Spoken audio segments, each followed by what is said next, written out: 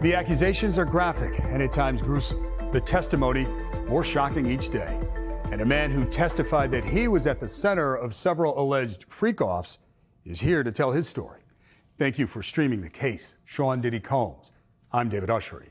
The dethroned music mogul listened to his former employees paint him as a power-hungry monster, taking secrets stashed behind closed doors to the courtroom.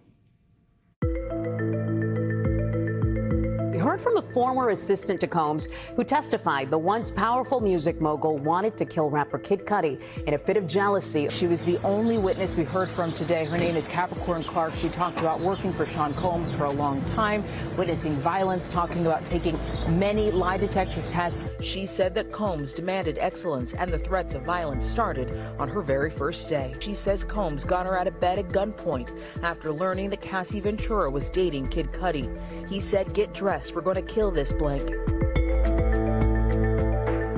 Today, Combs' defense team requested a mistrial, but the judge quickly rejected that. The jury examined more photos of musician Kid Cudi's burned up Porsche, seeing a red lighter, glass bottle, cloth, components from a Molotov cocktail. An LA fire investigator testified, "In my opinion, it was targeted from where the car was located." The month before, according to Cudi, someone broke into his home. When he was on the stand, he said that it was Combs. The jury hearing afterwards that Cudi had fingerprints lifted from a glass door, and investigators plan to compare them to some found at the arson scene, but they couldn't because they were destroyed. After that, the defense moved for a mistrial. Next, the celebrity stylist Deontay Nash testified. He said that Combs attacked him several times. Today, his former assistant testified that Combs sexually abused her on multiple occasions. She's testifying not with her real name, but an assumed name, Mia, to protect her identity. She talked about working for him, witnessing violence, and the time she says her boss sexually assaulted her.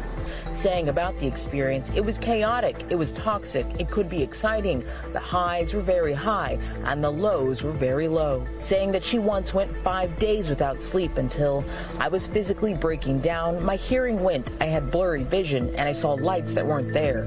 I burst into tears and couldn't stop crying, sobbing, telling the jury. One night, Combs climbed into her bed with her, forced himself on her. She also talked about unwanted kisses, oral sex, and sexual contact on his private jet. She also told the jury today about an experience where Cassie got hurt so bad that she needed plastic surgery. She says that another assistant was there and Combs told them to lie and say that Cassie was hurt because she was so drunk.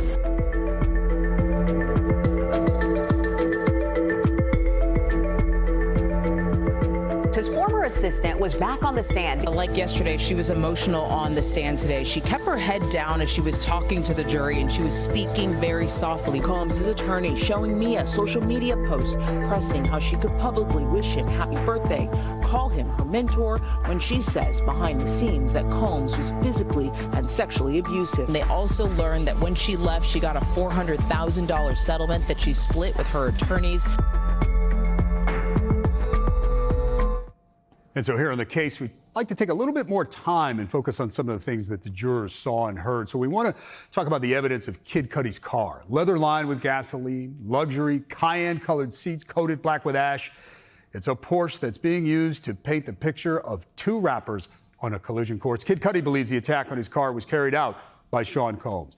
You saw Erica Byfield. She's with us now because we do like to take this deeper dive. Walk us through what was found inside the Porsche. So this car was significant in many ways, David, because we saw it in the gallery and then the jurors saw it, because this is Kid Cudi's Porsche. It's the black one that was parked in his driveway in L.A. when he says that someone firebombed his vehicle. Let's go inside the vehicle and kind of see what happened. So the jury also saw a slit in the top of the roof, but inside the vehicle they found this bottle here, which is an old English 40-ounce bottle. And this liquid that you see down here, they tested it later. They found out that that was actually gasoline. And what they did is they transferred it from here into here. This was a container that the investigators had. And then that's when they tested it. And then the final piece over there, number 3, that marker, that is the lighter that they found outside his vehicle in LA. All right, so the classic Molotov cocktail, this is what the fire investigators testifying. But, you know, many wonder, well, why did that car burst into flames? There was something about the cloth testified, right? Yeah, cloth was an issue, but also if you look at the next picture, you'll see more about this bottle here. So the bottle, the way that it landed, and because it tipped over, and we'll see the cloth more in a second, all of the gasoline being kind of pulled down here, and then the fire expanded from here. That's what the fire investigator testified about. He was deemed an expert by the judge in this situation. The investigator, as you mentioned, said on multiple occasions he's seen these Molotov cocktails really work and ignite the entire vehicle, but it did not happen here. So if we look now at the cloth, this is another reason, as you pointed out, David. Charred right there, yeah. Exactly, why he says it didn't work. And it's because of the type of material that it was. He said it was a silky, smooth material, probably an expensive material, and for some reason it did not catch on fire. And Erica, there was also a glove that was the subject of a lot of discussion, even at one point the subject of an attempt to declare a mistrial. What was going on there? So the glove was significant, and we didn't hear about this when the prosecution had its case. It was during cross-examination that this came up. We saw this black glove in the back seat of that Porsche, and we found out that the LA fire investigator did not take it from the scene, didn't even test it for any DNA like he had some other pieces of material there, because Kid Cudi told him that that was his glove. Okay, all right. So some of this played out not in front of the jury because there was this discussion about how to handle that, in case you heard a headline about that. Now, Erica, look, you're hearing this testimony every day, just like the jurors are. You're taking a lot of notes. And one of the things we like to do is listen to you share some things with us that maybe don't make it in the newscast that we do during the week, but the jury's hearing. Yeah, we hand-selected a couple pages that we want to point out to you today. So let's take a look at the first one here. And this was when Cassie's stylist was testifying. We had heard from him about a relationship that maybe he was involved in, and he confirmed it for us all. He was talking when he was on cross-examination, telling Sean Combs' attorney basically to speed it on up, because he said, drive home the point. I did hook up Cassie with Michael B. Jordan. The jury had a reaction to that. And then they started laughing when they heard this. He just interrupted and said, he fine, she fine, and they were broken up, meaning Sean Combs and Cassie, so why not? The jury got a chuckle out of that one. Fine. Okay, good. What else do we have here? Yeah, and then we also saw that another assistant decided to drive that point home and make sure that Cassie had Michael B. Jordan's phone number. You wrote something about eyebrows here. What was that about? Yes, this is a story that's we've gotten bits and pieces as the trial has progressed, and it was about Cassie, who had an injury to her eye. And what was happening is that she was supposed to get packed to go to a trip with Sean Combs. He gets there, he's upset. She gets injured. And at this scene, Mia's on the stand and she's testifying that Sean Combs tells them that they need to tell a plastic surgeon that Cassie was drunk, and that is how she gets injured. Another assistant finds out what's happening, decides to tell HR here at the Bad Boy Productions. And then HR then fires that assistant for speaking up, that she says that Cassie was being abused, you see there, by Puff. There was some testimony. They were afraid to go to HR of the company that Sean Combs was running. Now, we mentioned Mia, that was a pseudonym. You reported a lot on her emotional testimony, some of it graphic, and even there was more that the jury heard, and you took notes on it. This is an example of what we can't put on TV because it's too much of a story to explain. But Mia was saying that she worked long hours for him, started at 8 a.m. In this case, it ended at 3 a.m. the next day. She says that Combs asked her to go get food for him and his friends, but she kind of stalled for a second and decided to go downstairs. Why, she says, because blood was dripping down my leg. I just needed to change my tampon. I have blood dripping down my leg. And then she says Sean Combs picks up a bowl of spaghetti and throws it at her. She says he then chased her outside barefoot, and then she hid in a bush. And then later that day, or the next day rather, she ends up at a hotel and she gets a phone call, David, from HR, the head of HR for Sean Combs' company, letting her know that she now was going to be suspended without pay because Puff, as you see it here, was the boss, and that is what he wanted.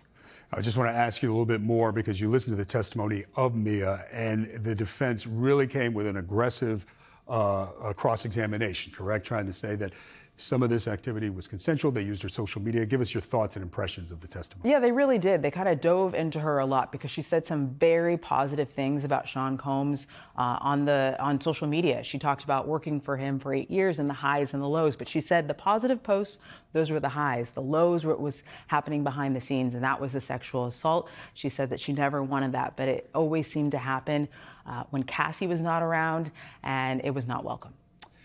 All right, Erica Byfield, thank you as always for your coverage. A striptease turned scandal. An exotic dancer hired for one night. The clients, not who they said they were. He says he's here to speak his truth.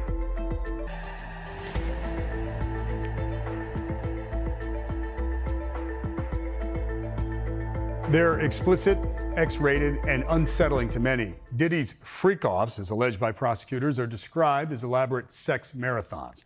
Joining us now is a man who testified in court about his involvement. Sheree Hayes is an exotic dancer known as the Punisher, and he's author of a book that he testified about, In Search of Freezer Meat. We'll ask him about that. But Sheree, thank you for joining us. Oh, no, my pleasure. And you come to us as not only a high-profile witness in a high-profile case, perhaps one of the highest-profile cases ever, so you can take the jurors not only into that, but into the freak-offs. Let's just refresh. From a period of 2012 to 2015, you say you were hired by Cassie and Diddy to do what? Walk us through. Yeah, it started out as supposedly a sexy scene. When I first arrived, it was to Miss Ventura, where I was thinking it was a bachelorette party, but she showed up, pretty much opening the door in a bathrobe. Clearly she was nude under, and I was quickly propositioned to create a scene, a voyeur-like scene where we were supposed to get on couches across from each other. There were bottles of baby all around. It was dimly lit, and we were supposed to do a mutual massage, kind of sexual interaction, while her husband, which I was told at the time they were a married couple, was going to eventually join the room and watch us. I was specifically told to not acknowledge him, not look at him. We were supposed to act like he wasn't there, and that's kind of where that's where the situation started, and that's what thought I was required to do. You testified early in the case, and Erica, you were covering there when Sheree was in court. What were your observations in those early moments as Sheree? One of the things you said that I made sure I wrote down is when you described Sean Combs when he walked into the room. Do you mind telling our viewers about that, the kind of what he had over his face? Yeah, so it was a very odd situation because when he came into the room, I could see that it was he was nude, but he actually had on what I believe is called the burqa. It was kind of those veils that Muslim women wear where their faces are completely covered, but you can only see their eyes. So it was kind of just an awkward, startled situation because I knew the husband was coming in, but I wasn't expecting him to be nude and then again with the face covering to kind of conceal his identity. Sheree, I've heard you say that, it was early in the case and you weren't quite sure why the prosecution was bringing you in, but it does look, or it does seem like, as we've had more testimony, this was about control. There was no doubt in your mind that this was a situation, the scenes controlled by Diddy. Yeah, I was explaining coming in that this was a sexy scene created for the husband. So the energy of the situation, although not aggressive or assertive, but there was clearly understanding that our actions, the lighting, everything was centered around his preference. So I was clear that me and Miss Ventura was kind of creating an ambiance for his enjoyment. How did the payment work on that? Because I know you testified that, was it the first time you walked in, she gave you money? Yeah, so usually to hire for a striptease is $200. So that's what I quoted, and I was expecting to dance. So when she walked me in, we got like in front of a bathroom, and I said, hey, do you want me to change here? And she quickly explained that we're not interested in dancing. She explained the scene scenario. And before I can even really answer, she handed me a stack of money, which ended up being $800. So that was 4 times what I quoted. So I was gonna try to make it work. It seemed workable. And then normally after the fact, from that moment on, I would get paid after. And then that specific time, it was additional $1,200. So it was $2,000 for the encounter. Sheree, let me just ask you your mindset. This started with you saying you did not know who they were. Then this case unfolds, Cassie sues, and then it becomes a criminal prosecution, and then you end up a star witness. I mean, what is going through your mind in these last few weeks and months? So up until about a month before the trial, I was in complete denial. The way our investigators and stuff communicated to me, they never gave me any indication that I was going to actually be a witness. They kind of spoke to me like this is just standard. We're just doing our due diligence. And it didn't occur to me till I would think probably end of last year when they said, hey, we're just letting you know we're handing the witness list over to the defense so somebody might contact you. And I said, hey, no problem. And then they said, well, do you need an attorney? And I was like, why would I need an attorney? So that was the first time I got a cue. And I still was kind of like, no, it can't be. But I'm going to say sometime early April. It was just, yeah, where they brought me in for a meeting. It was like a 5-hour meeting of just repeating everything, and which was alarming to me. After the 5 hours, they kind of handed me like a booklet with every text message, every interaction, everything. So like the questions I answered, they already pretty much knew, and then it was just like, we're definitely using you. What were you feeling looking at Diddy, looking at the jurors? Take us inside that courtroom when you testified again. Listen, I don't care how much coverage it is, and you're in there. It's an intense environment. Like I didn't know what to expect, but as I walked in the door, I almost had like a full-on anxiety attack. And I see myself as like a cool, calm, collected guy, but my whole body was trembling. I would say you were fine on the stand. You looked very calm to me. Well, what saved me was, remember, I started to testify right before lunch. So I was really freaking out. And then we had the break. So I was able to compose myself after the break. But Did you make eye contact with Diddy? I avoided it. I avoided it the entire time to the very end. Because, you know, I'm testifying for the prosecution, right? So I'm sure walking in, well, what is this guy gonna say? There's gonna be some sort of worry on his part about what my testimony is gonna be. And I'm really, I don't wanna be intimidated or put into a situation where I worry about, I can't speak my honest facts because of some sort of sources. You've said you would apologize to Cassie. Are you horrified about the other details and allegations that have come out or been made since you testified? And tell us more about why you would apologize to Cassie.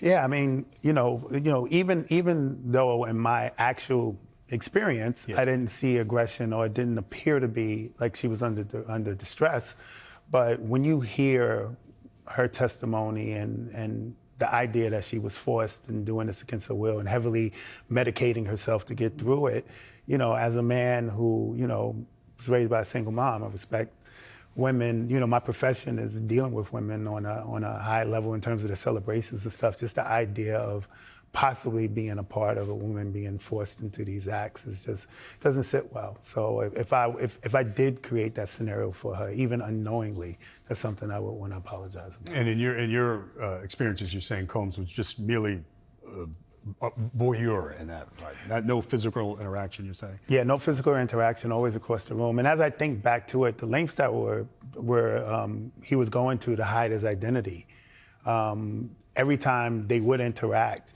he would leave the room, she would follow him out. Like, it was very little conversation, very little interaction. And now it makes sense to me because he was going great lengths for me to not know who he was. I want to ask you about the book, but Erica, we were talking, you were saying how this might fit into the prosecution's overall case. He was early on. It really does, I think, because you were the second escort who came in to testify to us. I'm not sure if you knew that. Oh. And so that was interesting because your story kind of mirrored what the first one had said.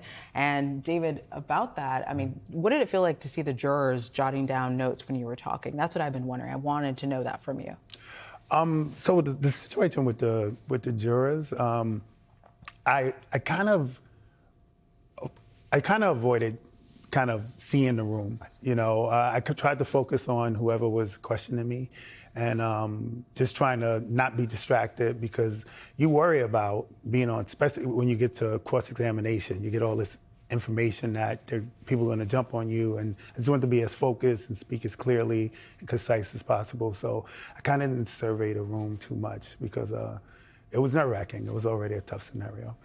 We mentioned your book because you testified about it. It's a provocative title, but you say it actually could be an important subject matter for men.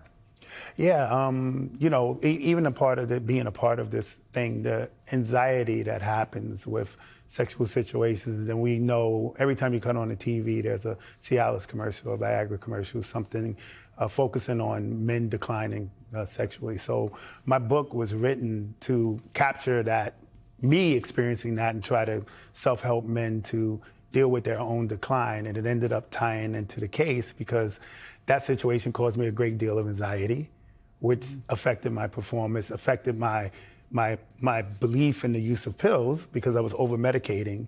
And I just happened to write about the story with Combs and Ventura, and obviously not naming them, but because I mentioned Baby All, because of some of the details, it just tied in, so it ended up in the case. Yeah, I remember you said it was 6.5 pages, right? Yeah, it was only 6.5 pages, but it was almost my exact testimony, so it was no way. And just around quickly, it. people make assumptions about how you got the name Punisher, but you're saying it's what? Yeah, it's from shooting hoop. It's from shooting hoop. All right, Sharayas, thank you for joining us. All right, my pleasure.